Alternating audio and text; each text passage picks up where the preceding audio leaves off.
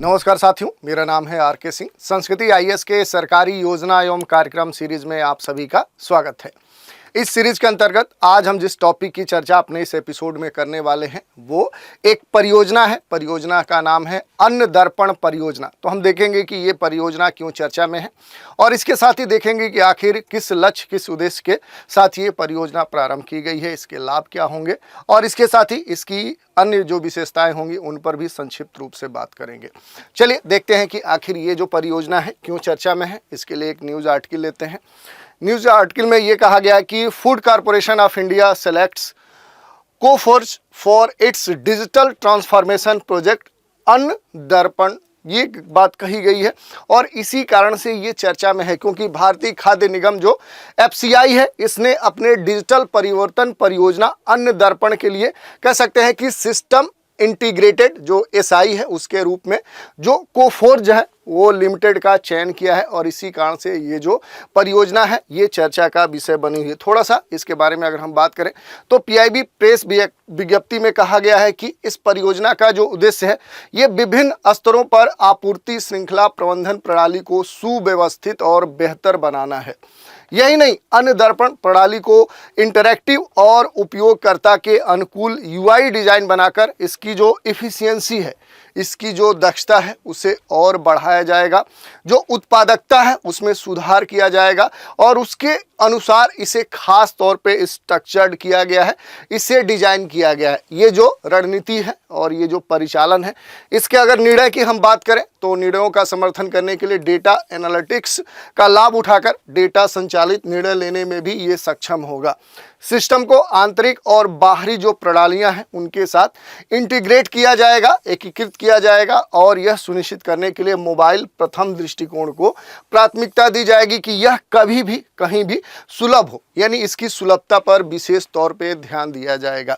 थोड़ा सा परियोजना के अन्य विशेषताओं पर भी चर्चा करते हैं कि आखिर जो अन्न दर्पण परियोजना है आखिर इसका मूल उद्देश्य क्या है। तो देखिए, अलग अलग स्टेज पर अगर हम देखें तो आपूर्ति जो श्रृंखला है, जो सप्लाई चेन जो मैनेजमेंट है, इस प्रणाली को सुव्यवस्थित और एडवांस लेवल पे डेवलप करने के दृष्टिकोण से ये जो परियोजना है ये प्रारंभ की गई है और इसका जो लक्ष्य है इस प्रणाली को इंटरैक्टिव और उपयोगकर्ता अनुकूल यूआई डिजाइन बनाकर इसकी दक्षता और उत्पादकता में सुधार करने के लिए खास तौर पे इसे डिजाइन किया गया। अगर इस परियोजना के कुछ महत्वपूर्ण लाभों की बात करें कि कौन से लाभ इससे प्राप्त होंगे, तो देखिए, यह रणनीतिक और परिचालन निर्णयों का समर्थन करने के लिए जो डेटा एनालिटिक्स है, जो आंकड़ा विश्लेषण है, उसका लाभ उठाकर जो डेटा संचालित जो डिसीजन होंगे उसे निर्णय लेने में ये कह सकते हैं कैपेबल बनाएगा, सक्षम बनाएगा।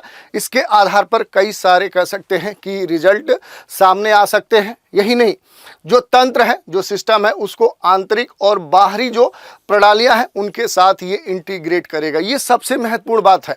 यही नहीं, मोबाइल प्रथम दृष्टिकोण को प्राथमिकता दी जाएगी ताकि ये सुनिश्चित किया जा सके कि ये किसी भी समय और किसी के पास ये सुलभता के साथ उपलब्ध हो सके। इस कारण से ये महत्वपूर्ण है। थोड़ा सा इसके फीचर्स की बात कर लेते हैं कि आखिर जो ये परियोजना है इसकी क्या विशेषताएं हैं, इसके रेगुलेशन से जुड़ी हुई जो महत्वपूर्ण बातें हैं उन पर भी चर्चा करते हैं। देखिए, परियोजना के भाग के रूप में कोफोर्ज अन्न दर्पण प्रणाली के संपूर्ण डिजाइन, विकास और क्रियान्वयन और रख रखाव के लिए जिम्मेदार होगा। विकास टीम सिस्टम की मेजबानी के लिए क्लाउड आधारित प्लेटफॉर्म बनाने हेतु जो लेटेस्ट टेक्नोलॉजी होगी, जो अत्याधुनिक जो आईटी वातावरण है उसका ये लाभ उठाएगी, उसका उपयोग करके ये विकसित करेगी और कह सकते हैं कि जो आंकड़ा है, जो डेटा एनालिटिक्स है, उसका उपयोग करते हुए कुछ बड़े डिसीजन ले सकेगी। इसके अलावा अगर हम बात करें, यह सर्विस मेश आर्किटेक्चर के द्वारा रेगुलेट होगा, संचालित होगा और ये क्या करेगा, माइक्रो सर्विसेज के बीच में निर्बाध संचार की सुविधा प्रदान करेगा। बिना किसी रुकावट के ये कम्युनिकेशन अवेलेबल कराएगा।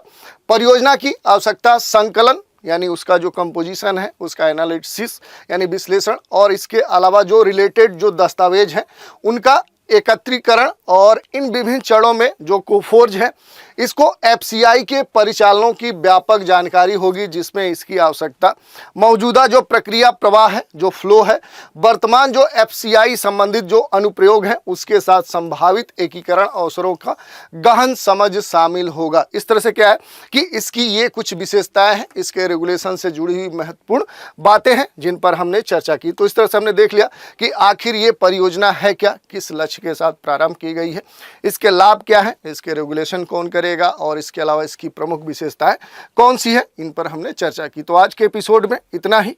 नए एपिसोड में एक नए कार्यक्रम के साथ फिर मिलेंगे, तो आप हमारे साथ बने रहें। इसके लिए धन्यवाद।